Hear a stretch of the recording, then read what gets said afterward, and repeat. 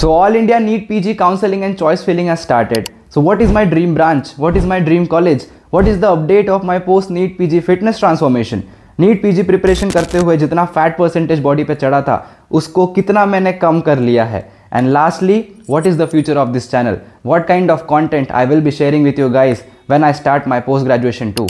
So ये कुछ 3-4 point आज के वीडियो में डिस्कस करेंगे. तो बिना बातों को स्ट्रेच किए, बिना बातों को घुमाए, simple straightforward answer to the first question is I want to pursue my career as a doctor in dermatology and I want to do it from the very own college from where I did my MBBS, Asia's biggest medical campus, Government Medical College, Nagpur.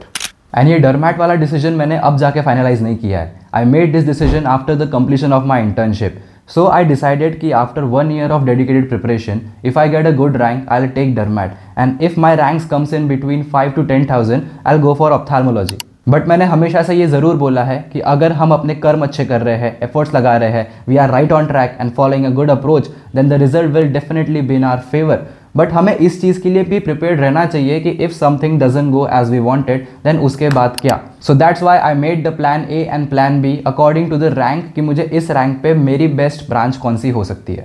So all India के first round का result आने वाला है 20 नवंबर को and मैंने मेरी preference list में सिर्फ 5 कॉलेज डाले हैं. First obviously being GMC Nagpur, second, third, fourth में मैंने मुंबई के कुछ कॉलेज डाल दिए एंड फिफ्थ में मैंने डाला है BJMC Pune, just to be on a safer side, क्योंकि काउंसलिंग का भरोसा नहीं है, कुछ भी इधर उधर हो सकता है. So after the results are published, either I get the college that I want or do not get the college, I will update you guys for sure. So अब बात करते हैं why I took the decision of taking dermatology. See, I have done my internship very well without a casual leave, without extension. And ये तुम सच मानो या ना मानो, ये मेरे को इंटर्न्स को पता है, क्योंकि हम अपनी इंटर्नशिप में क्या करते हैं ये हमारे आसपास के लोगों को सबसे अच्छे से पता होता है. So I have worked in every department, I know every department very well कि वहाँ पे जूनियर रेसिडेंट्स क्या काम करते हैं, कैसे काम करते हैं, what is their work life balance, क्या वो खुद के लिए टाइम निकाल पा रहे हैं. सो पर्सनली मुझे एक मोनोटोनस लाइफ नहीं जीनी कि मेरी लाइफ में सिर्फ मेडिकल फील्ड से रिलेटेड ही चीज़ें हो. I want to be the strongest version of myself in terms of physical strength. I want to upgrade my skills. I want to learn new things. I want to explore new places. I want to take out time for my family in future.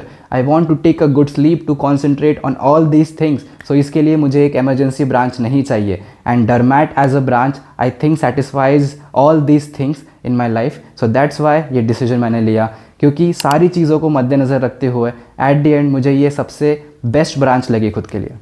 अब ये सवाल आ रहा होगा कि GMC Nagpur ही क्यों. सो इसके बहुत सारे रीजंस हैं. If I get that college in the first round, इसको मैं काफ़ी अच्छी तरीके से प्रैक्टिकली एक्सप्लेन कर पाऊंगा. But just to give a brief, बहुत सारे ऐसे एडवांटेजेस हैं जो मुझे पर्सनली फील होते हैं. सबसे पहली बात, मैं वर्धा से बिलोंग करता हूँ एंड मेरे घर से जीएमसी नागपुर 70 किलोमीटर्स की दूरी पे है. So in case of any family emergencies I can come here very quickly. So वो ट्रैवलिंग का इशू नहीं रहेगा ज़्यादा.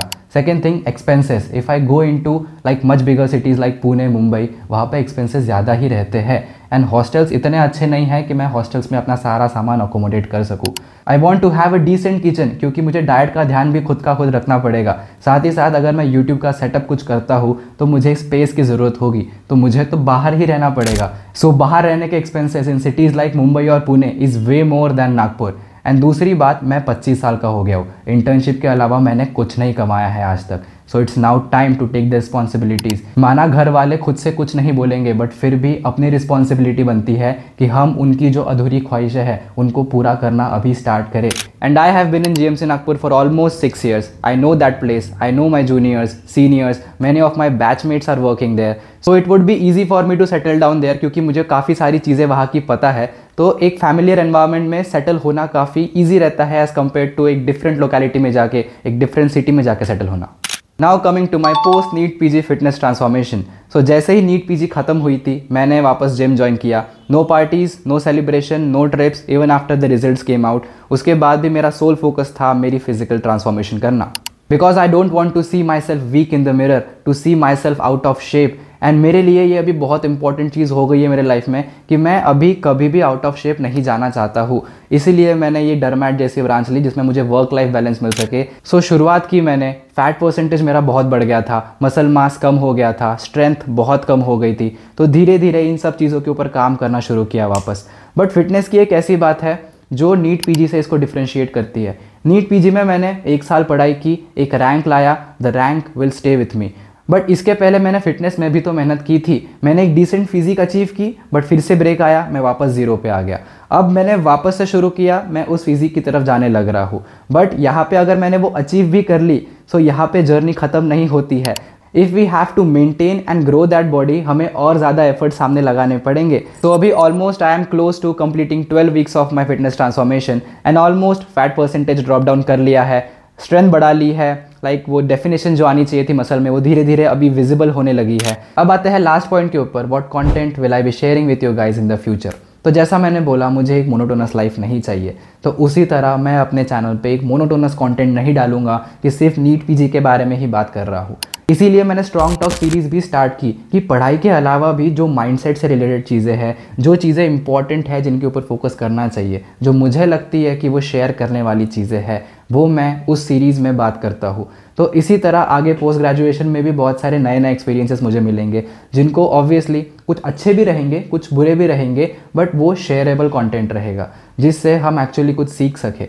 तो मैं सिर्फ और सिर्फ अच्छी चीज़ें नहीं दिखाता हूँ। अगर INICET में मेरा फेलियर हुआ तो मैं उसको छुपाऊंगा नहीं कि मुझे इतने परसेंटाइल के ऊपर मिले, बाकी कुछ नहीं दिखाने वाला।